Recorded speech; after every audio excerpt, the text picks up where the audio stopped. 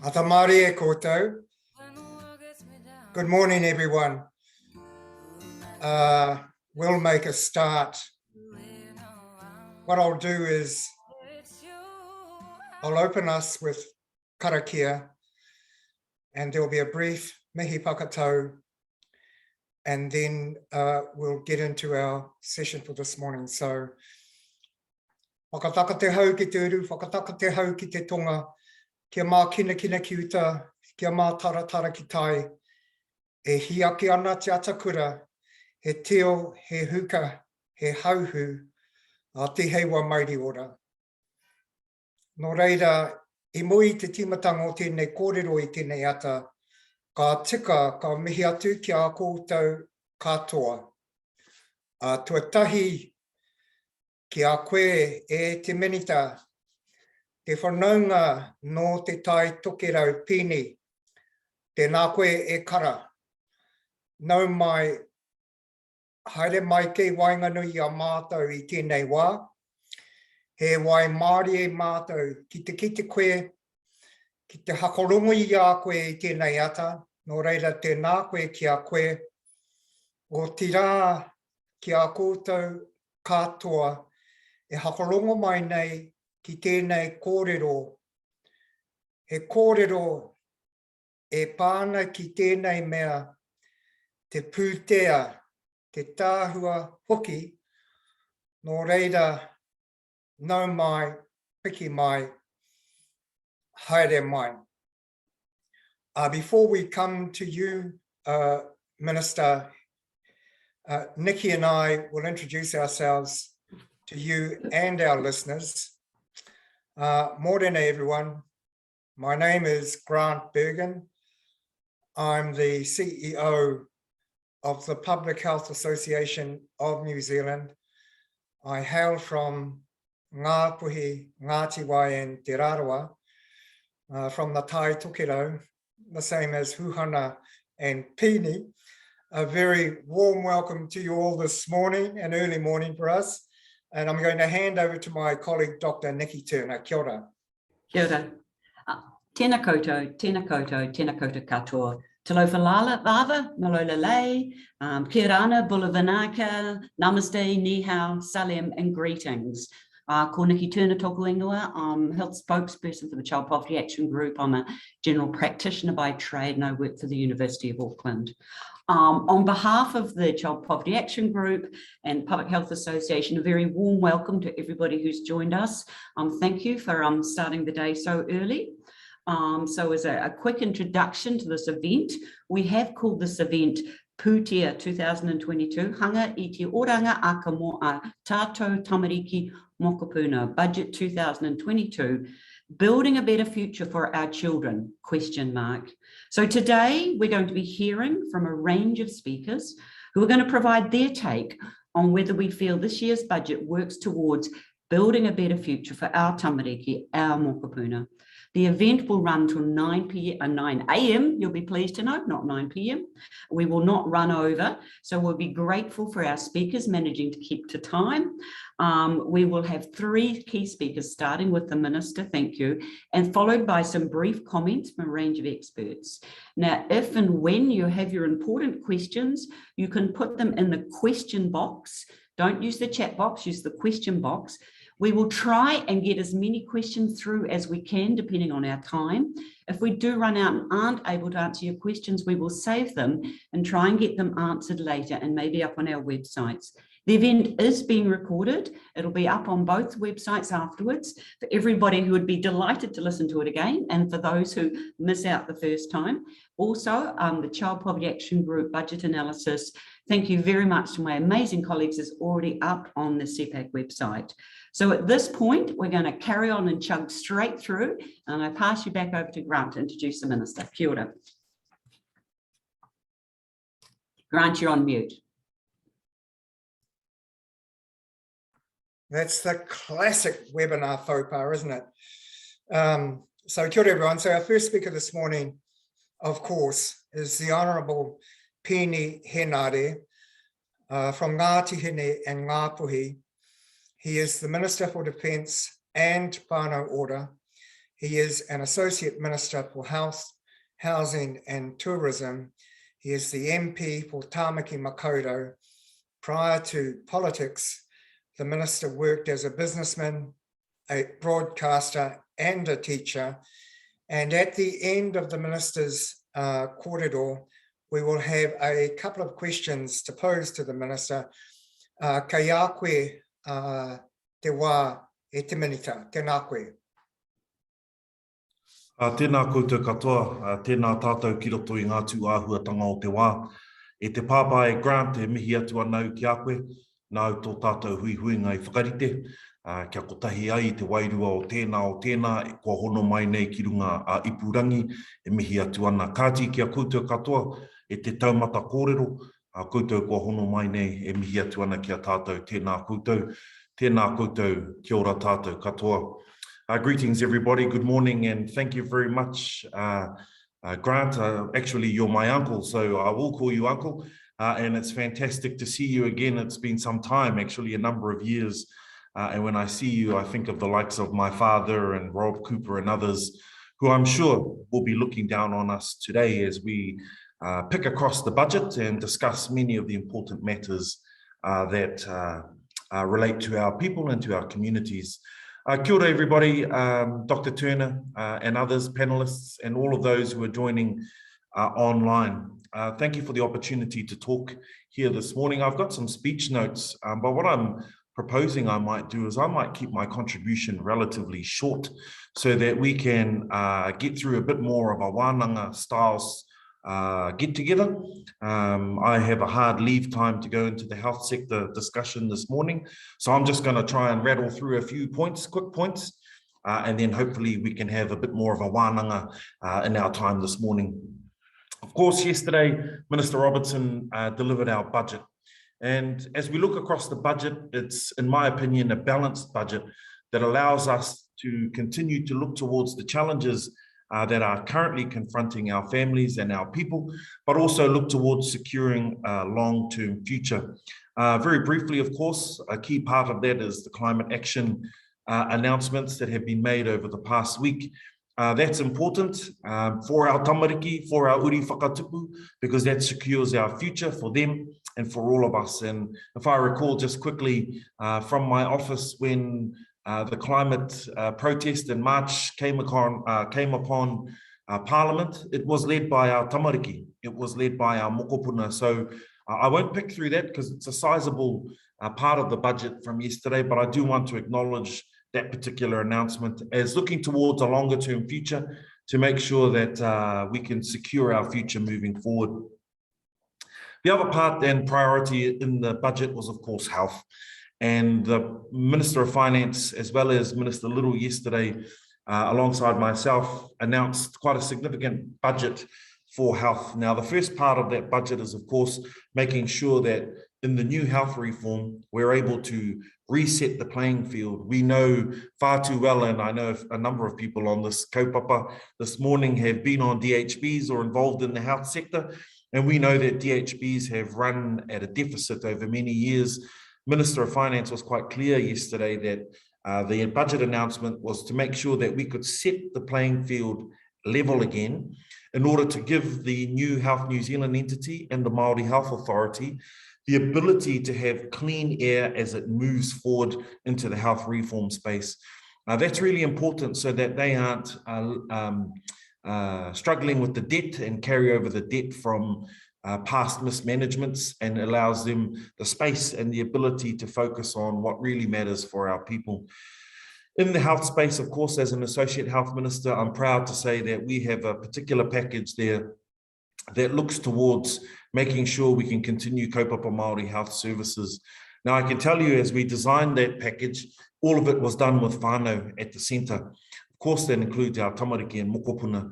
What we are trying to do, though, is not only enhance the current health services that are in our service, but in particular grow kaupapa Māori services. Now, that looks different in different places. For example, where Hūhana, Lyndon and myself and Grant come from, Ngāpuhi like to do things a little bit differently to other tribes. So what we're wanting to do with our particular commissioning ability through the Māori Health Authority is to make sure that we do have those localized, tailored approaches to our rohe, to make sure that what we do in our regions actually is what our regions need, what they deserve, and what, more importantly, they've designed for themselves. That's really important for me. So you'll see a significant amount of money there to commission for Māori health services. But I want to be very clear. The $168 million that was announced yesterday for commissioning is just building on what was the $224 million that was announced last year for the Māori Health Authority.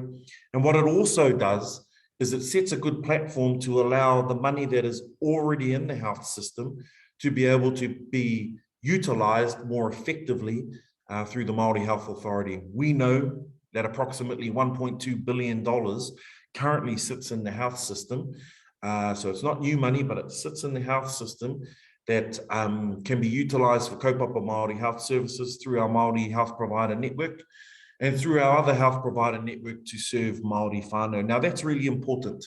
Why wasn't that mentioned yesterday? Because of course the budget is about new money, new dollar spend. But we were quite clear from the start that as we reshaped and reformed the health sector, we needed to make sure that it was working efficiently and effectively.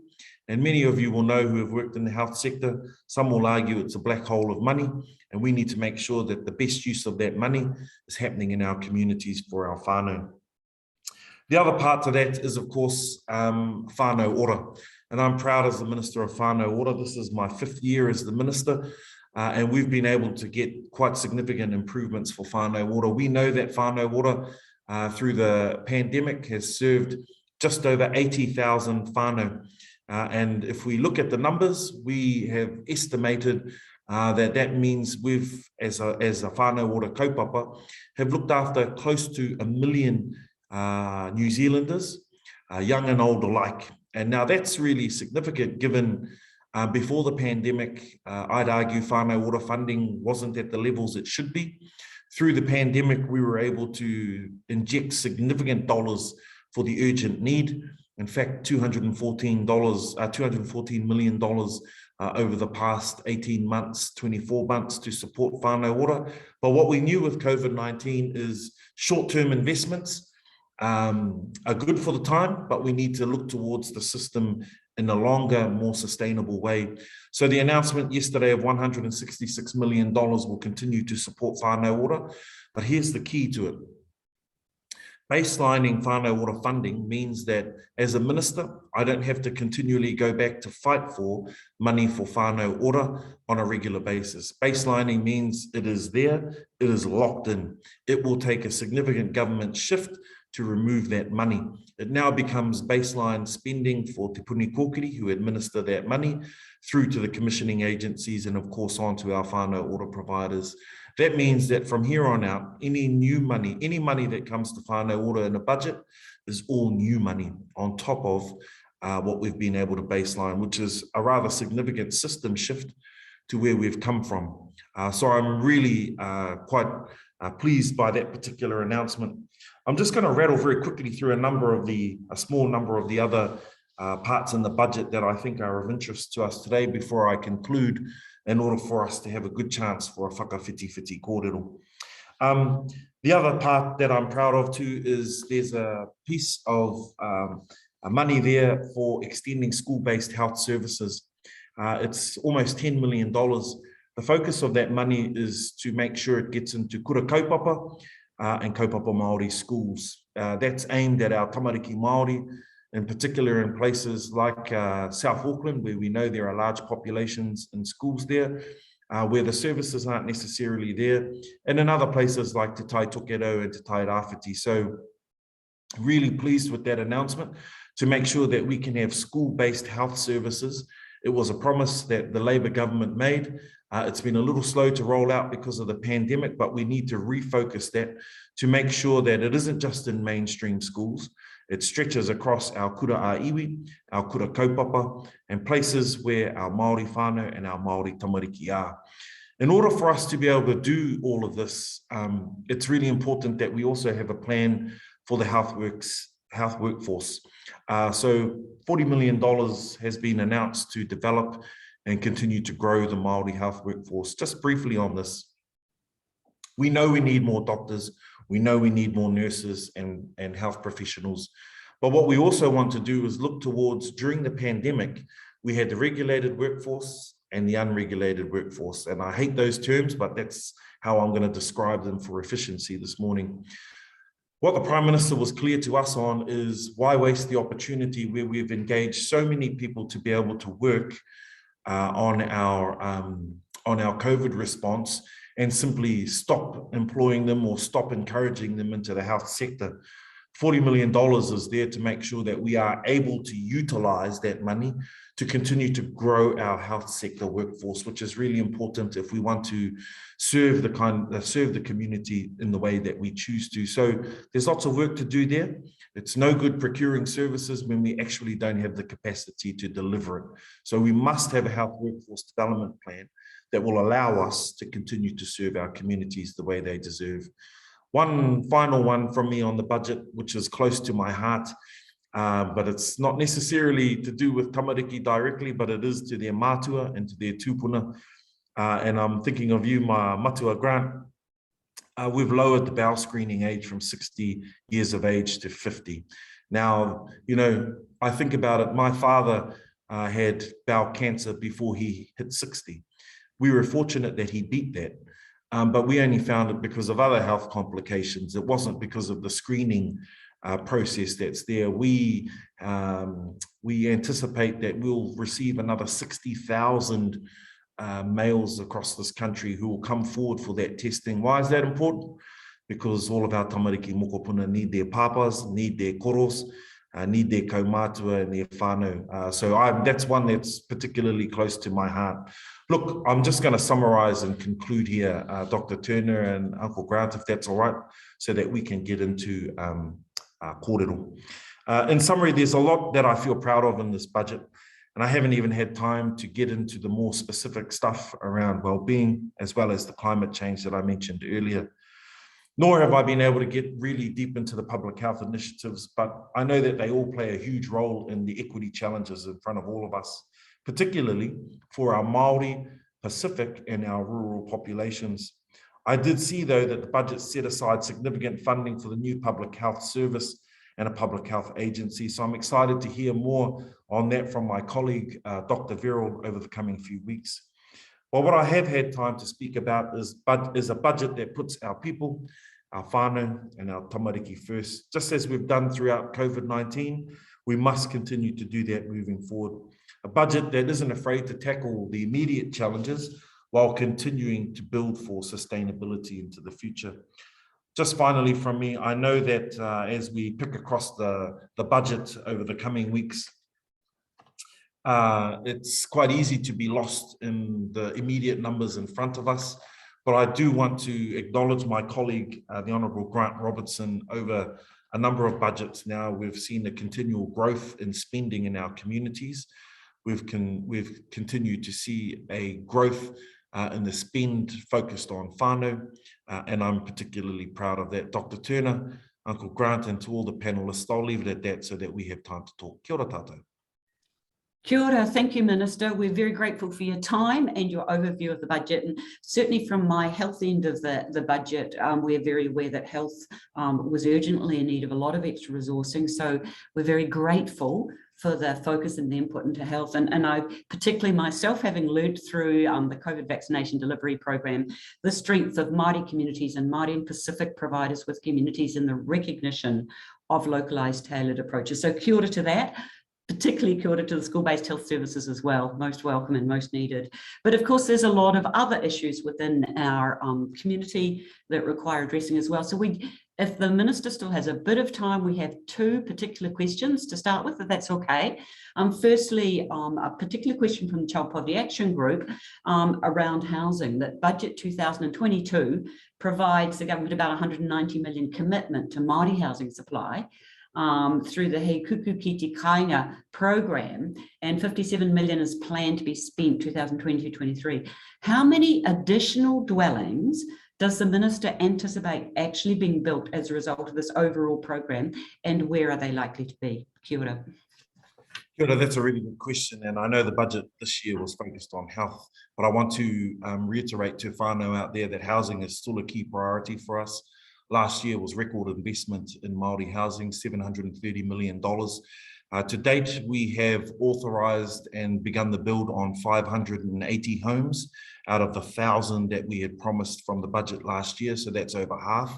We know it's a 3 to 4 year program, so I'm really encouraged by the progress that we've made. So that's just on new builds.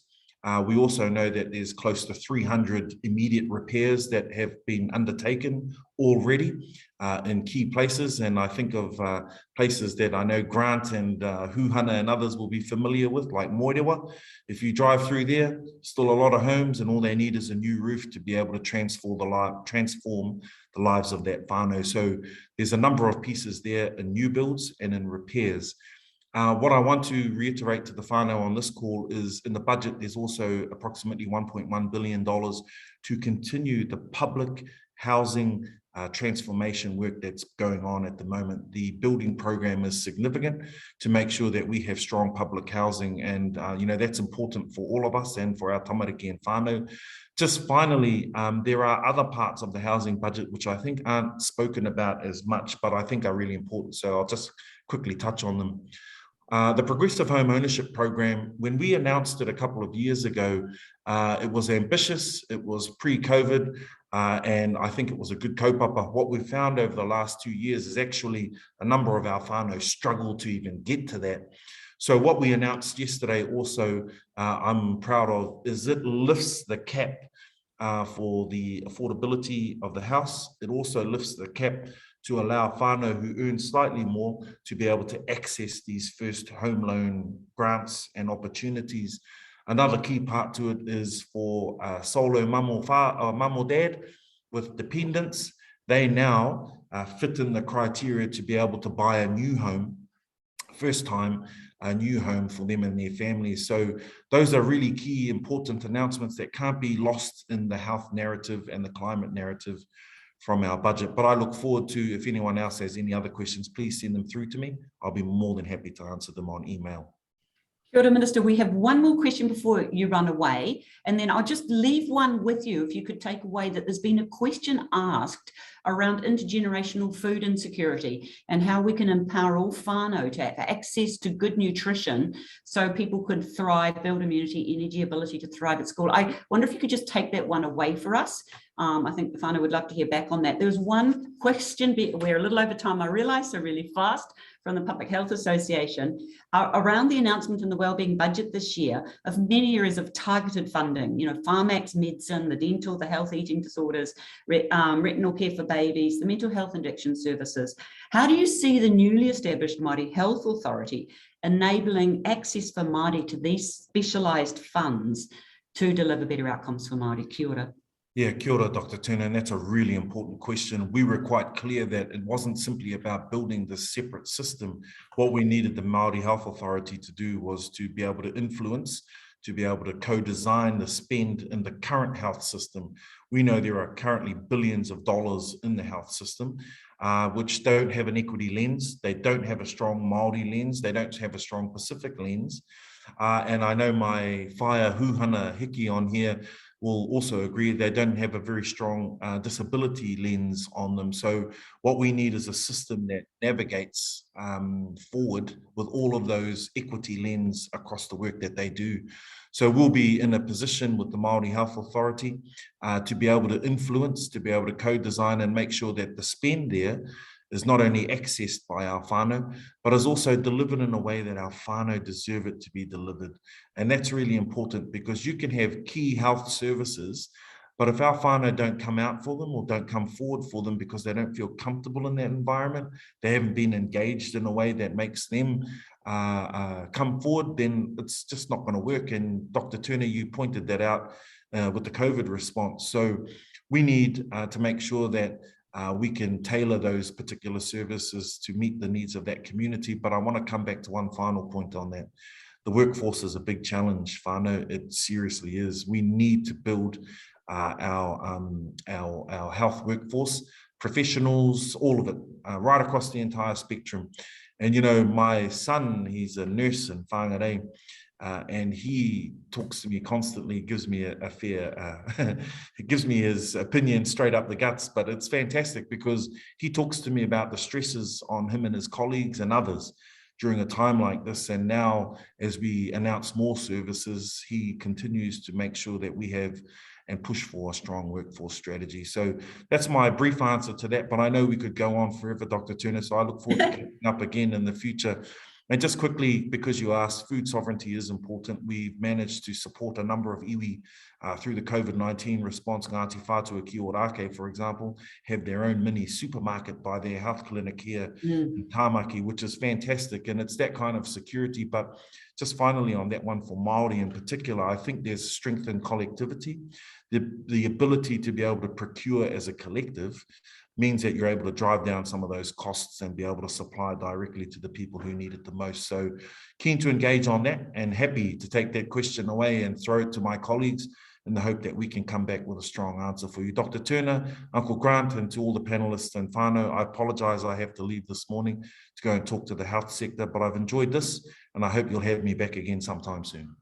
Kia ora, Minister. We're very grateful for your time. I'm aware of many of my colleagues are joining you now at 8 o'clock. So thank you so much for your time. We'll let you escape and we really appreciate you coming and joining and having a dialogue with us. And we look forward to continue the conversation. Kia ora, go well. Kia ora, ka kite. Anō.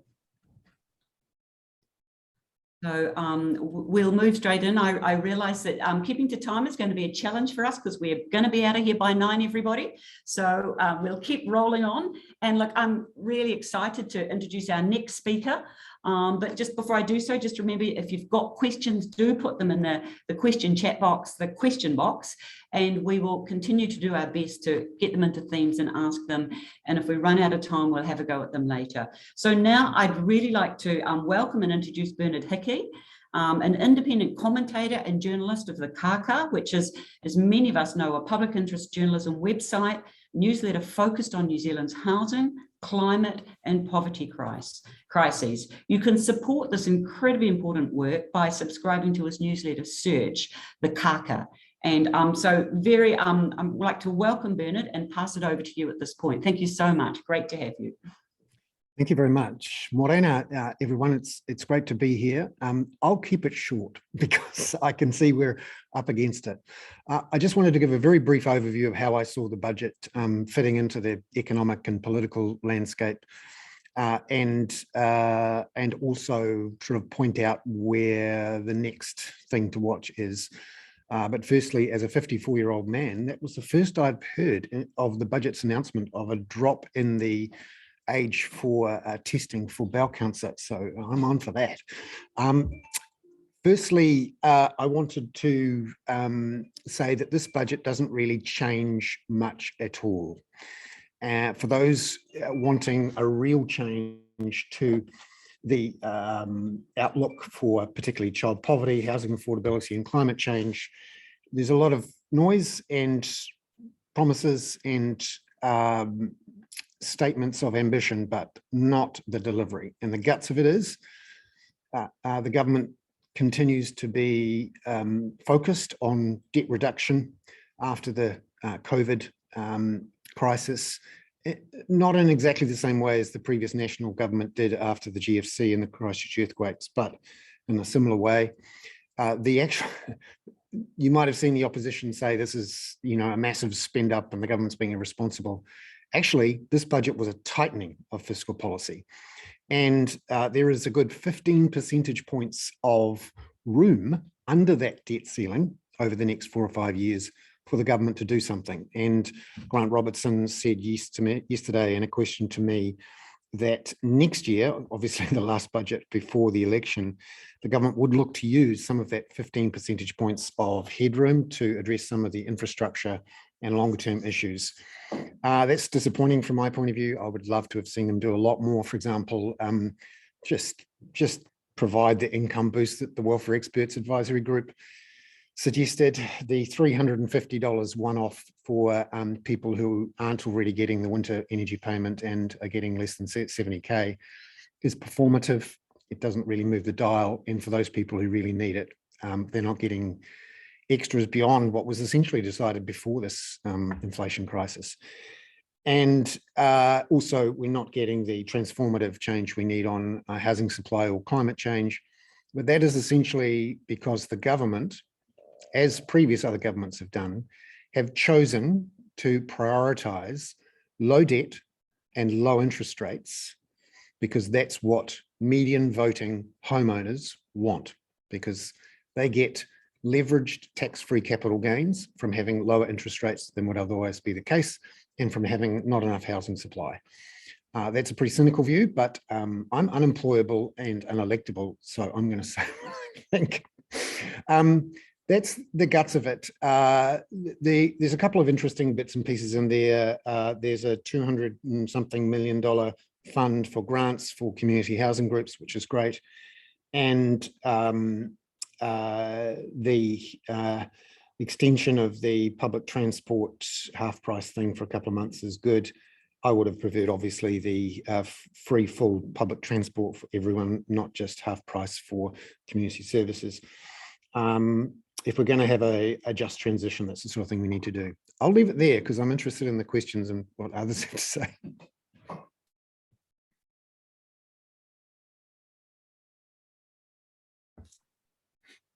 Bernard, thanks very much for your quick analysis. I just want to summarize how I've heard it from you very quickly. So, I mean, the guts of it, as you said, was that the budget's not going to change much.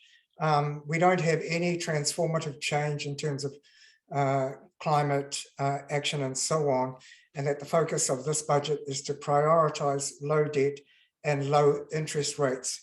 And it does occur to me, and that is the issue, of course, with every government, that we've got an election next year, Bernard, likely to be November or earlier. And of course, as everyone knows, the polls are neck and neck, National slightly ahead. And so therefore, I was thinking Grant's got to have some, you talked about the 15% percentage points headroom. You were disappointed that he didn't make any movement on that. I'm suspecting he's keeping stuff in his pocket, Bernard, to make sure he's got some room to move into an election that's looking increasingly like it's going to be a very, very tough one for this government. Yeah, just to give people a scale of that, 15 percentage points of GDP is around about $50 billion. Yeah. And you're right, politically, it's clever for him to wait until the election. But if we actually wanted to make a difference on child poverty, on housing, and on climate, we can't wait. And there's no good reason to have to keep that debt that low. We have an extraordinarily low public debt. And in fact, the Treasury points out that because of high inflation and relatively low interest rates, it's actually not just free money. There are negative real interest rates at the moment for the government to borrow, and it should be, that balance sheet should be used to solve our longer term problems, which the government's not doing. And you're right, both parties do the same. I think that is a shocking failure. Yeah, thank you. Thank you so much, Bernard, as always, for your sharp, crisp and incisive analysis. We really appreciate your support of this webinar, Bernard. And now, with your permission, I'm going to introduce our next speaker, who is another relation of mine. Hūhana Lyndon is from Ngāti Hine, Ngāti Wai, Ngāti Whātua and Ngāpuhi. She is a mother, a chief executive officer of the Ngāti Wai Trust Board, and she has held numerous leadership positions, including with the Te Mataro Education Trust at North Tech, the Ministry of Health, and the Northland District Health Board. Kia koe taku whanaunga, nau mai, haere mai, kei a koe te kōrero. Tēnā koe te pāpā Grant, aotira koutou katoa, ko hono mai ki tēnei hui topa o tātou, e pāna ki te tahua Pūtea hau mai te kāwanatanga. I, like my cousin Peeni, mihi to Uncle Grant, as I have many connections with you, whakapapa nei, but, you know, appreciate Child Poverty Action Group for providing the opportunity for me to come and provide some comment on the budget. In terms of myself and my lens, I come with a hapu iwi perspective and the feedback that I will provide. In addition, I'm going to take a rural perspective and think about the way with which the budget serves us in the regions. Tiwi o Ngāti Wai, for those of you who may not know our tribal rohe, as the CEO, we cover 5 district council boundaries and 3 DHBs. And so I always describe Tiwi o Ngāti Wai as doing the iwi splits, because our tribal rohe aren't restricted to the structures where funding is allocated. We are there for our tribal rohe, our hapu, our kāinga, and particularly our iri who don't live at home. Now, in terms of the budget, I take a te tiriti lens. And what does the te tiriti relationship look like in the budget decisions made by the Crown? And, you know, how does this budget reflect that te tiriti relationship, and where does it sit within the way that they make their decisions and the allocation of budget towards Aotearoa New Zealand and their te tiriti partners being hapu and iwi? And looking around, you know, the way that Treasury is structured and in the budget framing, they note Hea Wai order as a framework that they use alongside the lifting, you know, living standards for all New Zealanders. There are a lot of tangas in the Hea Wai order framework, a lot of our concepts and a lot of our kaupapa and ethos, and alongside Te Tiriti o Waitangi, I'd like to understand from a hapu iwi perspective how He Ara Wai Ora and Te Tiriti are at the centre or embedded in the way that they make their decisions overall. Now, I want to go to the health sector and in particular acknowledge the reforms that have taken place. We know, as Nikki's already pointed out, you know, we've needed substantial change over a long period of time, but that change has taken a while since the review of the health and disability sector was undertaken. Now, I echo the views of my whaia matire, saying that this is a step in the right direction. I can see incremental change taking place, and the establishment of the Māori Health Authority and Health NZ will support these moves. But I guess in terms of, you know, we've seen Whānau order, now we've got the Māori Health Authority established. Iwi Māori partnership boards are coming, and we are involved in those moves in terms of the way with which we can distribute and co-design, you know, what Tai Tokiro looks like in our tribal rohes. But I do want to say, you know, that while the budget for the Māori Health Authority looks and feels small in comparison to Health NZ, I'm going to try and be positive and, you know, take a wider systems view of things and see Māori Health Authority and Health NZ as co-partners and co-deliverers of health outcomes for Māori. So in my view, you know, let's look at the entire health dollar and the way with which the Māori Health Authority and Health NZ will sit together, co-design and co-procure and co-commission those services that will be implemented throughout our regions. With that te tiriti lens, with reducing inequalities and improving Māori health outcomes. So, you know, I wait with anticipation to see what these governors of the new health dollar can do for us as Tiwi Māori, as those living in Moerewa or Whangaruru or Mangakahia, you know, the regions. Peeni did point out around workforce development and the lifting of the capability of our health sector. And in reviewing the budget last night, I saw there was going to be a boost of 39 million to support Māori health workforce development. Now that's for the existing Māori health workforce, and that's wonderful. I think about Ngāti Hine Health Trust, where we whakapapa to, that's 30 years of delivery. As a Māori provider here in Tai Tokiro. This Saturday, we celebrate Ngāti Hine Health Trust and that 30 years of delivery, and supporting the Māori health workforce to work at top of scale is supremely important. But we are in a competing environment. And so, you know, what does tomorrow look like in terms of the future workforce in the health sector?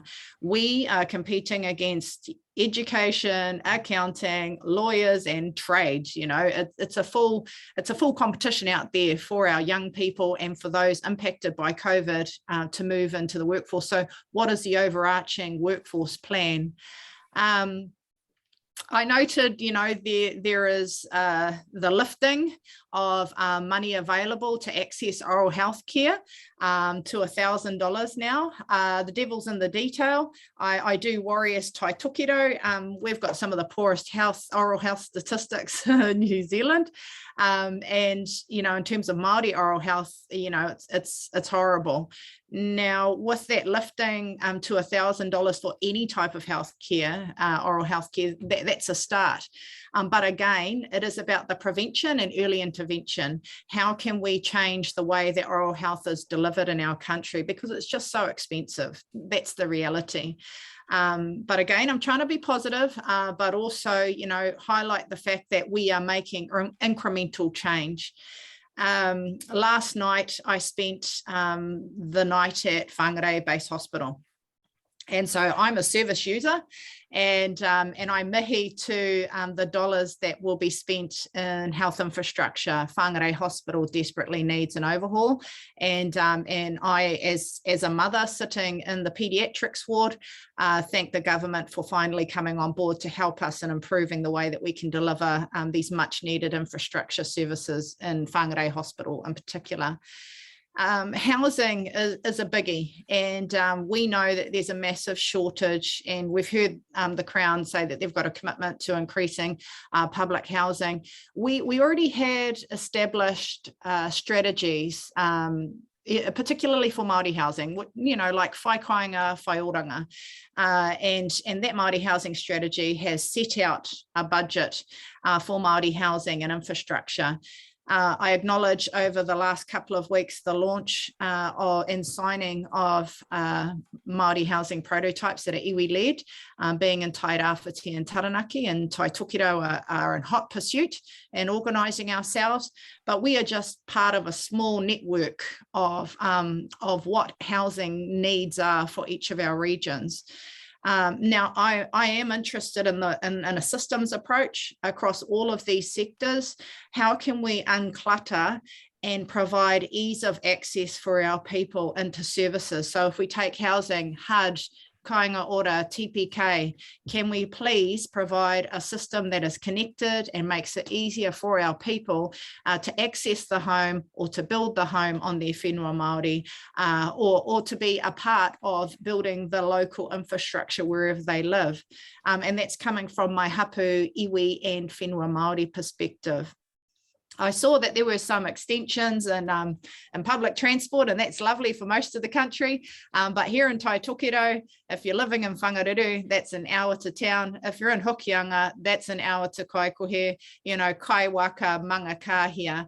We don't have much public transport in Tai Tokido. We've got a little bit of a bus service, but certainly the cost of travel for our people is significant. That's petrol in the tank, and then getting to your local supermarket. So the cost of living is at the forefront of my feedback, and how can we provide access to services in a timely, affordable manner. In terms of education, we heard Peeni talk about, you know, some of that investment into the education sector. And I am interested in terms of how the equity index is going to be applied to close those gaps in terms of resource. Yes, it's good to see ongoing increase in operational funding and infrastructure for schools, and that added focus to Māori medium. We here in Whangarei, for instance, we only have one kura kaupapa Māori with a massive waiting list, and every kōhanga reo in the district is full. You know, it's amazing. So, you know, can we and in this space as our whānau look to Māori medium solutions, but also where is the accountability for mainstream to uplift and ensure that our Māori learners have the same rates of achievement. So it's equity across each of these areas. In closing, in terms of education, we've got massive disengagement in the schooling system. You know, what is the plan? What is the plan? So many of our tamariki and tai tamariki disengaged over COVID. Where does that feature in the budget? And then implementation of services, because that's the reality on the ground. Whether it be our tamariki not in school or the $7 for a pound of butter, the reality is the gas to get to town to do your shopping. This is where the rubber hits the road. A couple of final comments, and as Tiwi o Ngāti Wai, we are a coastal people. So in terms of, you know, the Climate Emergency Response Fund derived from the ETS, you know, we want to know more about what he waka eke noa looks like. I can see that the agricultural sector is not included in this space again. So, you know, what does that look like? There's $1 set aside for Māori farmers to change their farming practices, but what about the rest of us? In terms of the ETS impact and thinking of whenua Māori, the removal of the permanent exotic category in the ETS will impact upon whenua Māori landowners. We're about 1 million hectares across the country, and if we look at whāngarei here, whenua Māori is only 4% of our entire district. And much of that whenua are remnant pieces of whenua. So we have limited land use opportunity. So it goes hand in hand, you know, we want to advance our aspirations and use our whenua according to our own tikanga, but then we have structures that can limit or could potentially limit the way with which we use the whenua. Yeah, I'm thinking about the coast and the rising sea levels. And what is the plan to support us as kāinga, marae and hapu affected coastal communities to plan our retreat? What is the plan around the climate change space, and where is the resource for us to plan now, not to wait in 20 years to then have the panicked conversation? Where is the resource to help empower us as coastal affected communities and rural and inland communities too, as our water levels rise? So, you know, I acknowledge that there are a number of measures that have been put in place, and I'm thinking kāinga nei, back in Tai Tokiro, where the rubber hits the road, trying to live our best lives in the region, but we do have some significant challenges in our spaces. And at the forefront of my thinking is around how does this budget give effect to the articles of Te Tiriti o Waitangi? How have we been involved in the informing of where the budget was planned and now is going to be implemented, and how are we going to be a part of the implementation moving forward? The co-governance conversation is at the forefront of my thinking right now. And, you know, I mihi to Māori Health Authority and Health NZ as a start, and other models that are coming through right now. That's he whakarapōpototanga māku e te matua Grant, kia aroha mai mo te roa o te kouwhau. Engari ki ana waku whakaaro e pāna ki tēnei tahua Pūtea, me te mihi anō kia koutou mo tēnei wāhi kōrero mōku. Kia ora. Kia ora tēnā koe.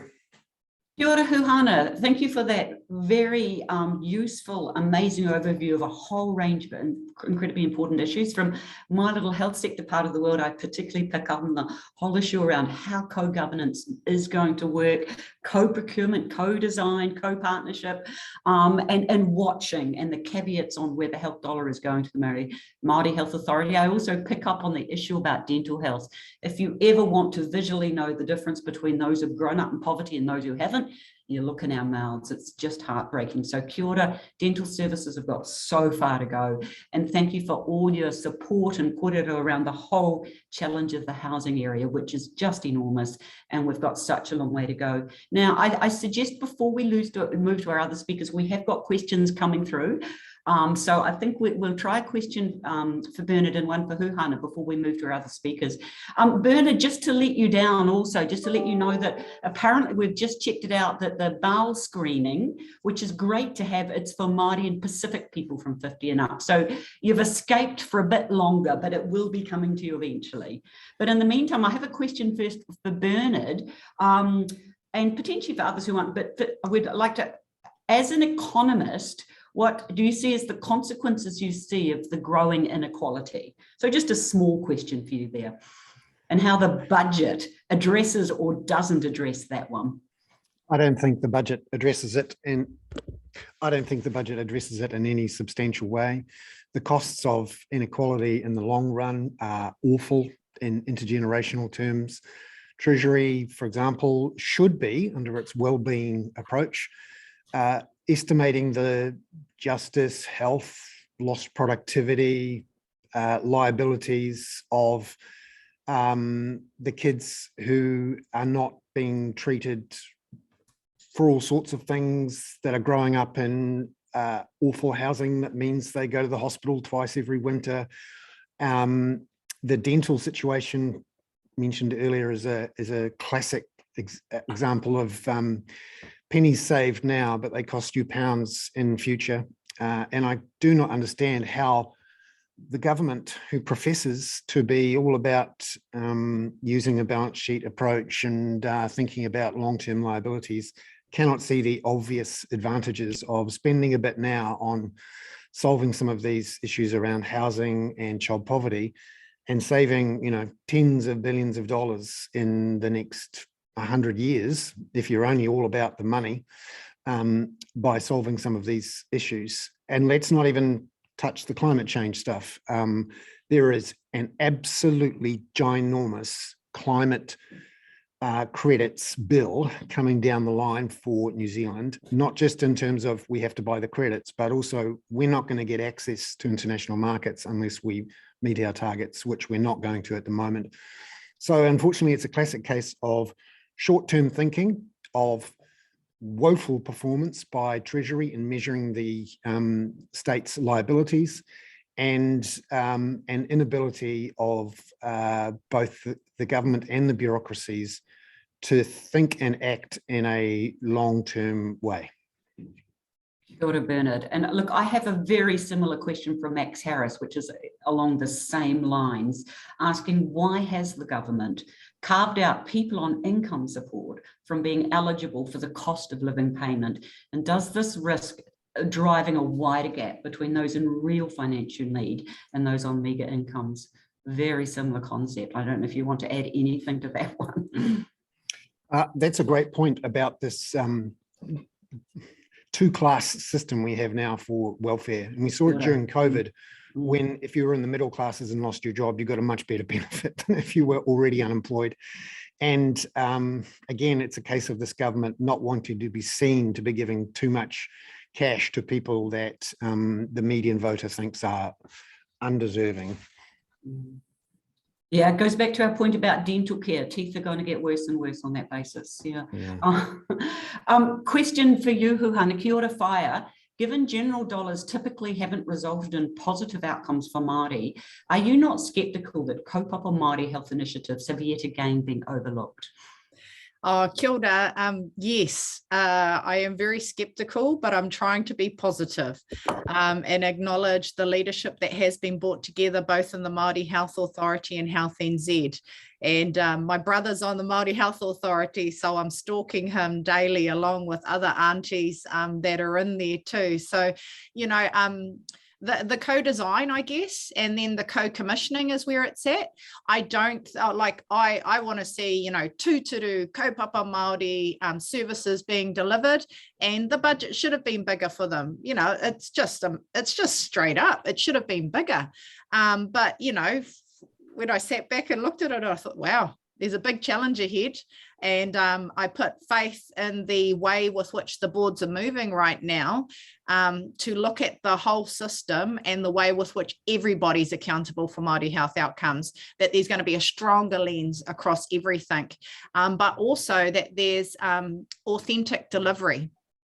That when you say that you are kaupapa Māori, that you are tūturu kaupapa Māori, and it's not just kupu Māori being used and you're mainstream on the inside.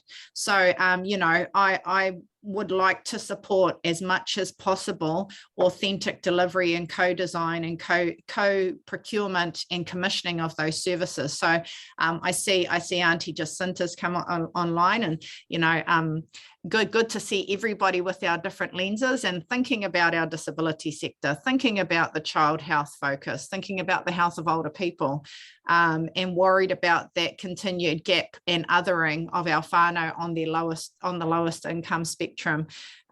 In rural Aotearoa, Tai Tokero, Aotea, Great Barrier, this is our reality. So if it's Aotea Health that's over on the barrier, they're delivering to everybody there. And so Aotea Health as a GP practice needs to be supported to deliver quality alongside the hapu of Ngāti Rehua, Ngāti Wai ki Aotea. They're all in this together. Rural communities need specific support, and my hope is that through this new way of working together, Māori Health Authority and Health NZ, that we can see improved outcomes.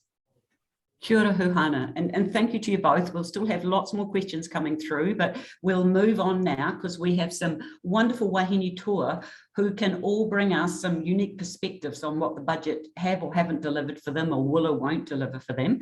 They get the masterly 2 to 3 minutes to give us a summary of their own views on the budget, so that's a little challenging for everyone, and I apologise for the time limitations, but it's just great to have you all with us. So moving rapidly into our next wonderful wahine tour, first up we have Dr. Hūhana Hickey.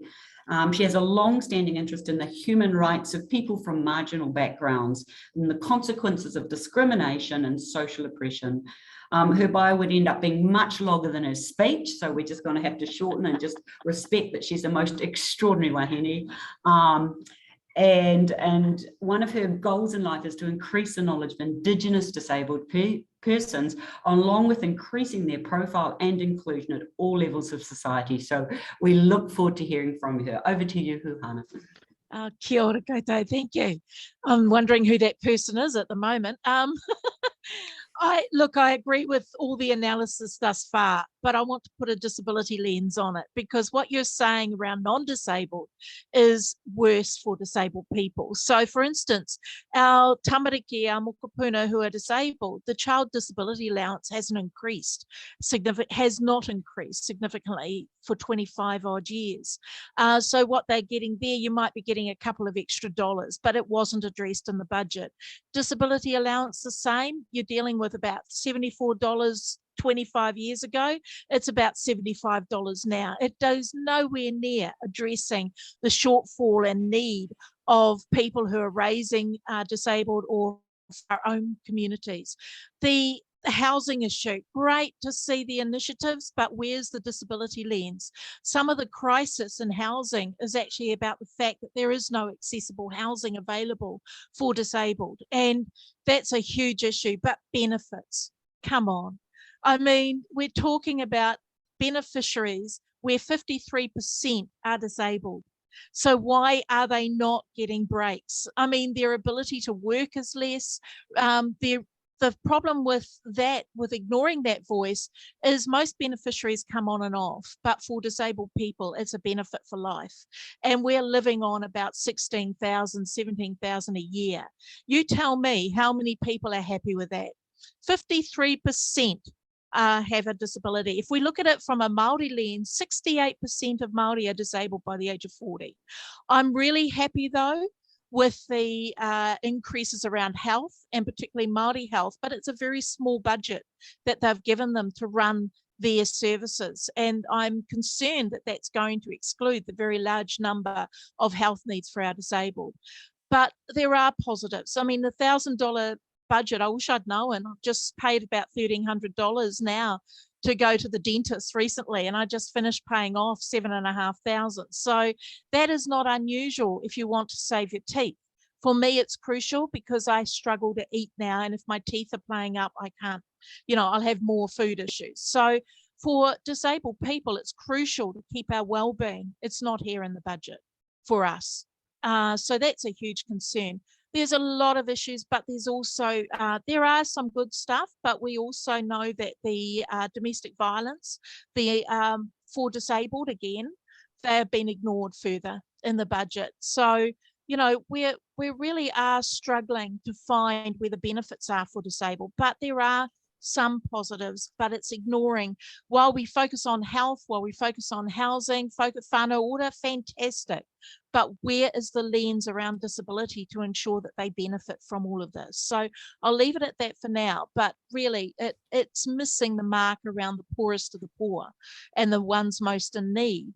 But I'm really glad to see some relief going out there to those who work on low incomes, at least getting a little bit. But that $350, that's about $27 a week. If you think about it, it's a block of cheese a week.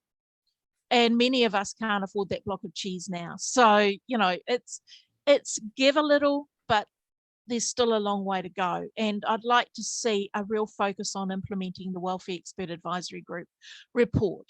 If we did that, we probably wouldn't be sitting here saying, well, it wasn't enough. If we were to address the WEAG in full, implement the priorities in full, the principles that we laid out, we would not be seeing now the issue of disparity as deep as it is currently. Thank you. Thank you. Thank you, Hūhana. And I sense that you were trying really hard to be balanced. And but I loved your remark. Oh, come on. You know, disabled people have been ignored in this budget, notwithstanding the $1,000 to get your teeth fixed and so on. Overall, disabled people have been ignored. Thank you very much, Hūhana, for your contribution.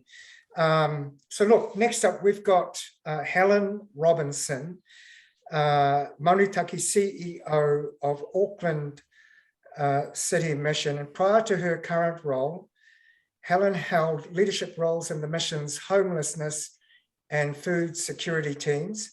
And before joining the mission, Helen held key roles in youth development organizations and social agencies. She's also the co-chair of Kore Hiakai, the Zero Hunger Collective. Thank you for joining us, Helen, and over to you, please. Yeah, kia ora koutou mātua. Lovely to be here, and quite a privilege actually to sit here with all the panelists. I've been inspired as I'm listening to you all. Reflecting on today, I thought the authenticity of what we stand here at the Auckland City Mission is based on the viewpoint of the people who are accessing or coming to us for help. And we obviously do a variety of work, but one of the important pieces of work we do is attempting to respond to this growing vociferous need for kai, or the question I was really interested that put to the Minister earlier on about access to food. So just to ground that for you specifically, I checked this morning in April with our partners, so this is just in 1 month, we distributed 2,500 food parcels, reaching 10,000 individuals for 3 meals for 4 days. So basically in the month of April, there are 10,000 people in Auckland who have relied on access for us here at the mission. And I am conscious that we are one of many food providers across Tāmaki, let alone across the country. So the question that I asked myself this morning or last night when I was reflecting, from the point of view of those 10,000 individuals who did not have enough money for kai, so they came to ask us for support, what would this budget do? What is their response? And I think what has certainly become very clear and has been spoken already previously by the panelists here is that there is nothing deal-breaking in this budget, particularly in terms of income. And Hūhana has just used that reference to the poorest of the poor. We know that people who are coming to ask for kai are doing so deeply ashamed or feeling ashamed and desperate, and actually are an indication of people who just simply do not have enough money to live. So that it's with a heavy heart that I listened to the kōrero today. Like Bernard spoke earlier on, like I longed for a deal breaker here in terms of shifting that income. And very honestly, I have not seen the deal breaker. I do in the kind of, there is a shared sense that I'm picking up from all of us in the longing to be balanced and a longing to be hopeful and positive and to affirm the good that has occurred. I do want to acknowledge the first Hūhana Lyndon that spoke, and the kind of deal breaker structural change in bringing on the Māori Health Authority. I'm also concerned at the smallness of the budget that was released, but it's a deal breaker nonetheless. So I know that about 2/3 of the people who come to us for kai are Māori, so that health and food are so deeply intertwined. So perhaps what may not be given in one place, there may be some positive outcomes in another. The dentist is something that's very close to my heart at the moment. We have a brand new building here in central Auckland, and I literally have an empty dentist room. We have been unable so far, I'll hold on to that, to find any way to fund that.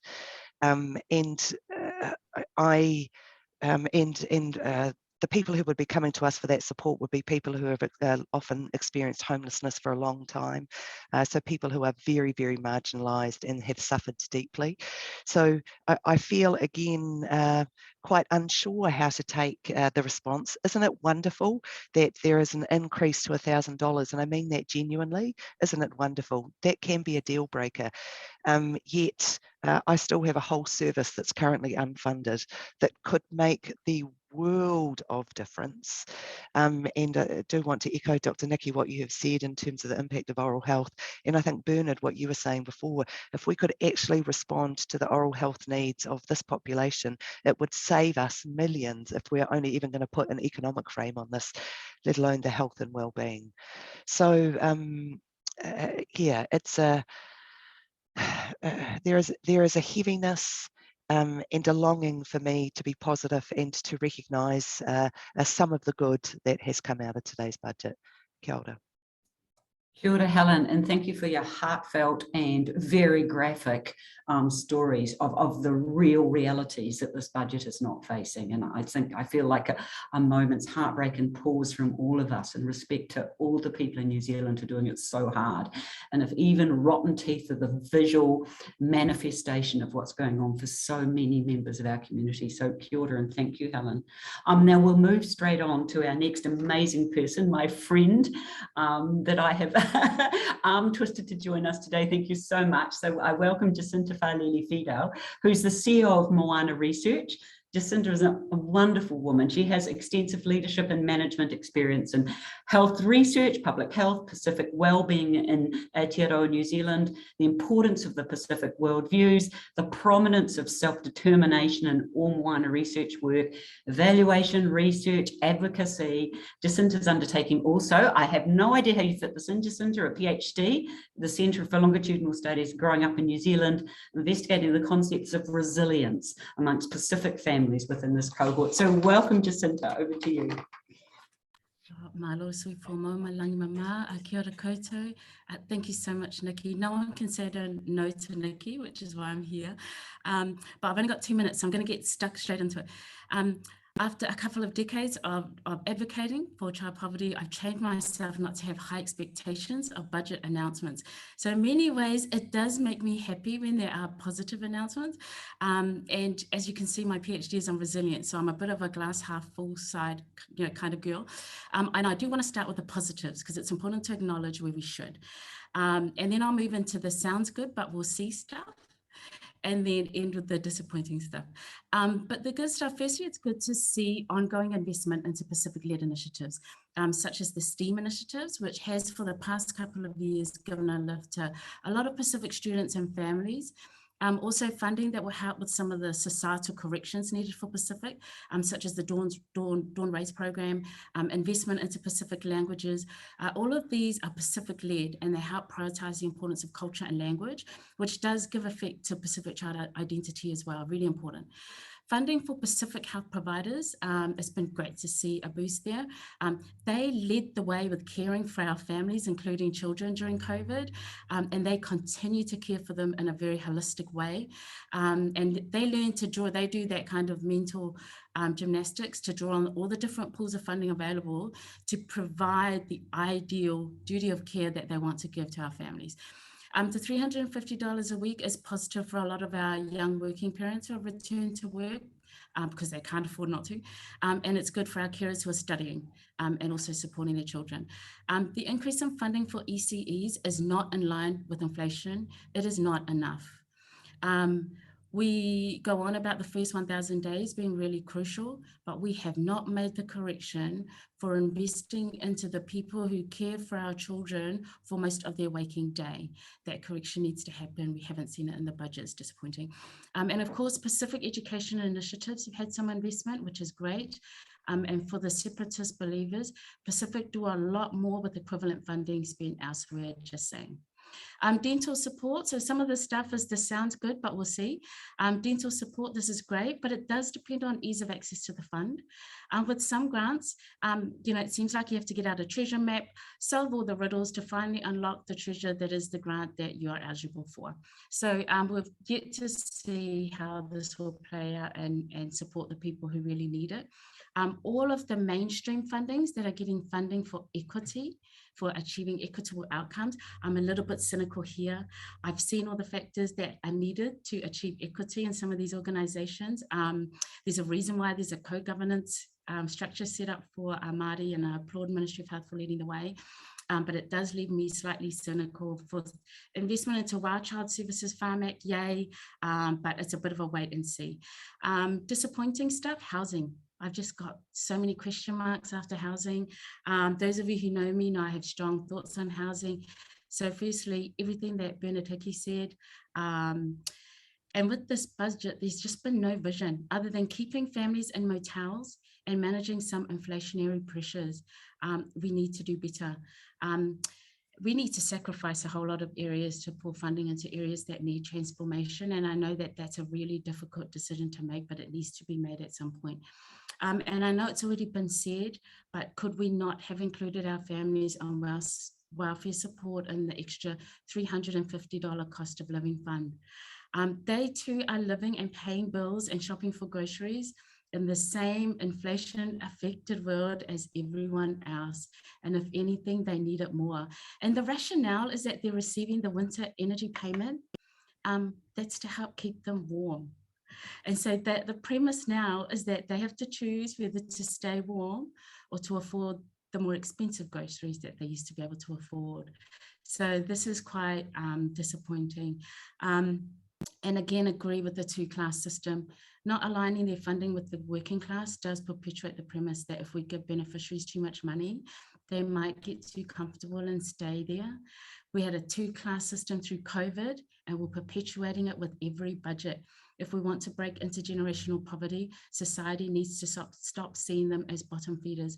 And it does feel like we're a bunch of social justice warriors asking for too much, but there is ample evidence to show that it makes economic sense to be investing now to save more money in the future. And all of the evidence regarding child health and well-being points to poverty and the manifestations of poverty, such as housing, as being the primary determinant. There's a lot more I want to say, but I will leave it there for now before I get really wound up. Oh, kia ora, Jacinta, 2 minutes to wind up, and thank you very much for that wind up.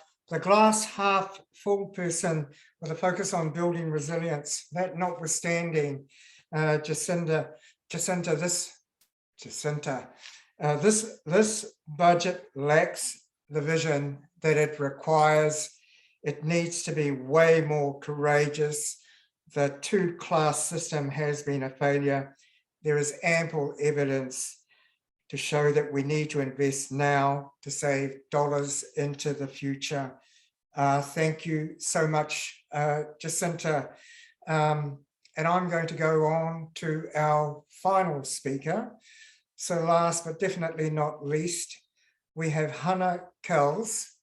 Hana is of Kaitahu descent and is here today representing the voices of our young people of Aotearoa, New Zealand.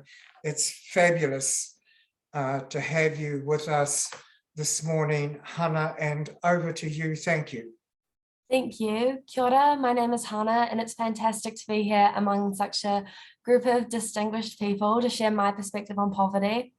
Often the view of younger people is overlooked and undervalued, given that we don't have a lot of our own experiences. And I do have to say that I'm one of the lucky ones. I haven't experienced poverty firsthand, but that doesn't mean I'm immune to its pervasive impacts, as they can be seen all around us, even in Wellington.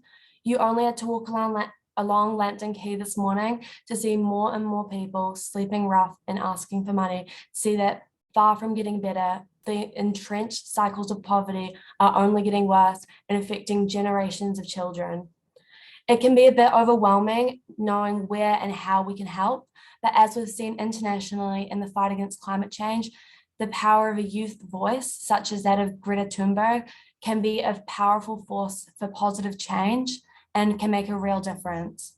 Young people, the youth population of the world, is the largest it has ever been. With 1.8 billion people aged between 10 and 24, that is a quarter of the world's population, and majority of these people are living in urban areas of developing countries. Yet, despite our large numbers, young people are largely excluded from decision-making due to adult-centric policies and social norms and values that usually fail to take our views, interests, and voices into account. We are marginalized from the systems that can be forces for good, and yet we are determined to be part of the solutions. An essential part of applying a youth perspective in poverty reduction is to integrate young people into the shaping, implementation, and evaluation of programs and policies. This helps to ensure that the needs of young people are effectively addressed at all levels. This does not only require more research on youth poverty, but also a more general understanding of the needs and aspirations of those affected and who would be better for the task than young people ourselves. There have been a range of highly inspirational comments and ideas about how the government could have done better to address child poverty with this budget. I just wanted to make a plea to groups such as yours about how to be more inclusive of young people and coming up with the solutions for child poverty, as these solutions impact us and we want to be part of building a better world. If COVID has taught us anything, it's that we're all in this together and just how interconnected, not just New Zealanders, but we all are internationally. There are more young people in the world than ever before. This fact makes it even more important to make sure that the development of policies are reviewed and that young people are given greater opportunities, stronger capacity, and genuine engagement in the processes that impact us. Thank you so much for being inclusive and hearing a youth perspective today. And it's been a real honour and a privilege to be part of this. Ngā mihi. Kia ora, Hana. That was amazing, powerful and eloquent. And I feel very humbled as the older generation of what we're handing on to you and what failures we have had and our lack of real ability to bring about change for those who need it the most. So you're the voices we need. Thank you so much for being part of this. I just hope that we all have the ability to give the next generation a voice to make more change than we have managed to do up till now. So thank you 3 times. Thank you, Hana. It means a lot, and we need to support you and continue your advocacy as you flourish as we move on to a generation that hopefully can bring about better change than us. So kia ora. Now, Grant, we've amazingly got at least an amazing 6 minutes of time for questions, which I think is pretty extraordinary. So thank you to all the speakers. I do notice there was a couple of dental ones, and I think I'll just move on by saying that there is a kōrero we need to have around moving dentistry into the public health services. And look, I'm there. We need to desperately, you know, and that is something that we've been all advocating for a long time. Dentistry is the heart and soul of really poor health in many ways, and not just its visual manifestation. So I just support that one, but I'll move on to another question here, which is for Hūhana Hickey. So there's a question here around how do you feel this budget benefits those families with very disabled children who are struggling with not only the cost of living, finding a place to live, respite for whānau. Many of these families are desperate. They've endured over 2 years of the pandemic and all that it's meant. What have they got to look forward to? This person is saying, I understand the new disability ministry, but this is an immediate need. So any thoughts there? It's hard because, you know, we rely on the budget to try and help us through. There's been an increase in Pharmac funding for some where medication is a huge issue, but it's not enough. Again, the real way to change the experiences of whānau and disabled people is to increase the Welfare Expert Advisory Group funding, implement it fully. And we had it economically assessed. Ganesh Nana was our economist, and we costed that budget. It can be done, and it can be done quite easily with very little increase. It's this complete ignorance around how to fit that we're always a cost burden, but they don't see the value in who we are. And our significantly disabled kids are just as valued as our lesser, you know, significance on the disability, but then it's not reflected in our budgets at all around how we address that. It goes to getting support in the schools. It goes to housing. We've got disabled children living in motels for months on end, 18 months, 2 years, because there's no accessible housing out there. And they're getting there slowly, but by, you know, the state is a government provider of housing. It should be mandated that all housing coming in from now should be fully LifeMark standard. And that means that anyone that goes into that house, it doesn't matter, it's ready to modify, much cheaper than retrospectively modifying housing. That's one issue. Education needs to put a bigger stance on supporting disabled children, particularly those on OARS funding, which only if they improve in their education, they take the OARS funding away, and then the following year they get back on it because their education has slipped. It doesn't make sense. We need to invest fully in disability, particularly for our tamariki, our mokopuna, because they are our future. And what we're not doing is valuing the voices of disability throughout all of this. We've now got disabled lawyers, not judges, but lawyers, journalists, teachers, they're everywhere, but we still don't see the value of disability within our systems. So we don't get funded to the same level, and it's showing. If you've got over 53% of beneficiaries have a disability, we need to be addressing the benefits more effectively. And we need to recognise that you cannot live on $300 a week alone, even with a subsidised rent. Medicine can cost $1,000 a month. Where does that money come from? We've got overseas, now that we have euthanasia, Canada's just extended it to non-terminal, and a disabled woman has been approved to be euthanized because she can't get accessible housing. When we start seeing that, we need to be questioning what are we doing and how are we looking at disability here in Aotearoa. And we've got a long way to go before we start addressing that equally. Thanks. Kia ora, Hūhana, and thank you so much for your voice. May it keep ringing loudly. Some questions for Helen's area. What changes would you like to see for the worst off families' incomes, and what would be your priority measure in the next budget to reduce child poverty? Only 2 questions. I'm sure I can answer in about 60 seconds.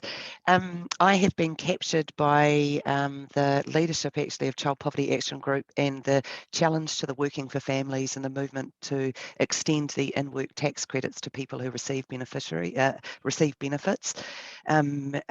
know, as Susan St. John has taught me, and as I have read, that it's actually relatively a small amount of money that will have a huge impact and a significant impact on the most poorest children in terms of lifting that up. So that just kind of feels obvious to me. There's also a slightly more subtle push for that too, is that, and it really has come from our understanding of the food security space, is that overwhelmingly it is women who are bearing the burden of poverty, and overwhelmingly it is Māori and Pacific women, and it is particularly a woman raising children alone. So at the moment, I feel like we are, or I know we are, it's not a feeling, that we are financially punishing women because they dare to raise children alone. And it's this moving that in-work tax credit across would actually recognise that parenting is work and it is valid work. So it's a really, really significant push that really starts to underpin or challenge the value system or the thinking that is underneath the decisions that are going on. For many years, I feel like I have been banging on that we need to measure food security each year. I'd be really happy if we measured children one year and the general population every year. We still, the last time that the whole population was measured was in 2008, 2009. And you can just imagine where we are compared to there. And I know on a very practical level that food, people who come to us for food, they tell us that that's the discretionary item or the last item that they pay in a weekly budget. So you'll pay your rent, you'll send your kids to school, you'll pay the electricity. So you'll do that, and then it's food is the last thing. So that measurement of food insecurity is actually an indicative way of measuring poverty, because if we start to see that reduce, we will actually have a really clear answer that, or a really clear indication or a signpost that poverty is reducing. So I don't know if that was quite 60 seconds, but there you go. Kia ora, Helen. You packed a punch into a very short time, so thank you so much. It's really valuable. We are going to run out of time, so I'm going to make a few final comments and pass back to Grant for some comments from your end. But a couple of questions that I'm just going to leave with us all, because these are just small ones. So the first small question for all of us is, how do we change the dominant neoliberal political narrative from a focus on victim blaming, bottom feeders, to make the big changes needed structurally, economically, and to address T-tidity and inequity? So that's our first question for the day, folks. I'll leave that with all of us because I think we're all implicitly involved in the answer to that. And I think the next one that's come through is particularly Bernard and Hūhana have made the point that the government appears to be afraid of middle New Zealand because they are the voters. And what can we as a community do to encourage and support people who need equitable governance to become voters next year, and support the longer term and support the voice of the younger people? Thank you, Hannah. Equity planning rather than to risk losing what they have if the government changes. So that's another question for all of us. Since I've got the mic, I want to make a few final comments, then pass back to you, Grant. So I had a few little sound bites out of some of the amazing stuff people have said today. And I think the first point is, this is a budget really doesn't offer much, except that more and more it's creating a two-tier society. So the two-tier society is our first problem. Those on income support, there does not appear to be an acknowledgement. They are funding contributing members of our community. And this is a rich community and they are part of it. And we are not breaking intergenerational poverty through creating and continuing to embed this two-tier society. The second point is the WEAG report, calling again for the implementation of the WEAG report in full. The third point is the visual manifestation around around dentistry and the effect on so many of us. And the fourth point Hūhana made was, you're getting a block of cheese a week, which I think is a pretty amazing quote. So at that point, I'm going to hand back to you, Grant, to see if you've got some words of wisdom to wrap us up with. I don't know about words of wisdom, but I'm thinking of Hūhana, Hickey, and come on. There you go. So a couple of quick points from me. One is that the budget, I think, always allows us the opportunity to reflect at a systems level of how we're positioned as a country moving forward. And I think when I listen to our panelists and the feedback that they have given us today, whilst on the one hand, every one of them has tried to be balanced and reasonable, because I think we have a sympathy for the government. The general sense is that the budget could have done so much more across the board at a time of real need. I do a lot of work in public health, so I just want to say this. I think that this is the golden age for public health, that if we cannot make hay at this time when public health is front and center with COVID-19, then we never will. And that for me, the vision is to shift from a focus on illness and conflict. I'm a bit like Jacinta. I'm resilient and I want to be very positive moving forward, but we do need to shift the focus from the negative to the positive in the health sector and the social sectors. That requires that the focus has to shift, not from building hospitals, but to keeping people well. And that is our opportunity. I thank you all for your attendance and participation, the panel members. Today, I want to thank the people from Child Poverty Action Group, and also our friends in the Public Health Association for putting on this breakfast. And I look forward to the breakfast next year, the election year. And I will, Theo, I want to thank Theo actually. Theo, thank you for providing the technical support that allows us to get together as we do in this virtual environment. Thank you. And I'll close this now with a karakia and send us into our Friday. Hickey te rongo mai whiti o tēnei kaupapa, tukua kia ea, tukua kia oi, ko rangi nui ki runga ko papa tūnaku ki raro, turu whakamaua ki a tīna, haumi e hui e, tāu ki e, kia ora, ngāmi.